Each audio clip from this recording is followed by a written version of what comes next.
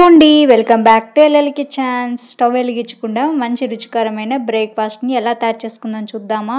నేనైతే ఇక్కడ ఒక కప్పు అటుకులు తీసుకున్నాను. అటుకులో వాటర్ పోసుకొని ఒక 10 minutes వరకు నానబెట్టుకుంటున్నాను. నానబెట్టుకున్న ముందు 1-2 సార్లు అయితే అటుకుల్ని కడుక్కోవాలి. వాటిలో ఉన్న డస్ట్ అంతా పోతుంది. కడుక్కొని ఇట్లా కొన్ని వాటర్ పోసుకొని, వాటర్ అనేది కొలతంటే ఏముండదు, జస్ట్ అవి మునిగేంత వరకు పోసుకొని ఒక 10 నిమిషాలు నానిన తర్వాత ఎక్స్ట్రా కొంచెం వాటర్ ఏమైనా ఉంటే అలా ఉంచేసుకోండి. ఎక్కువగా ఉంటే మాత్రం వడగట్టుకోండి. ఆ తర్వాత పెరుగు వేసుకొని కలుపుకోవాలి. పెరుగు క్వాంటిటీ అనేది మీ ఇష్టం అండి, ఎంతైనా వేసుకోవచ్చు. కొంచెం రుచికి సరిపడా సాల్ట్ వేసుకుని అంతా ఒకసారి బాగా కలుపుతున్నాను. కానీ గట్టిగా కలుపుకుంటే మాత్రం తినలేము కాబట్టి కొంచెం కన్సిస్టెన్సీ అనేది లూజ్ గా ఉండేలాగా చూసుకోండి. సేమ్ మన పెరుగన్నం లాగా అనిపిస్తుంది. టేస్ట్ అయితే చాలా బాగుంటుంది. మీరు ఒకసారి అయితే ట్రై చేయండి. ఇప్పుడు నేనైతే 2 బౌల్స్ లోకి సర్వ్ చేసుకుంటున్నాను. ఇంకా సర్వ్ చేసుకున్న బౌల్లోకి వీడియోలో చూపిస్తున్న విధంగా బెల్లాన్ని వేసుకుంటున్నాను. మీ స్వీట్నెస్ ని బట్టి మీరు వేసుకున్న బెల్లాన్ని. అంతే అండి, ఇంకా తినేసేయటమే. ఈ అటుకుల బ్రేక్ఫాస్ట్ మీకు ఎలా అనిపించిందో కామెంట్ సెక్షన్ లో చెప్పండి.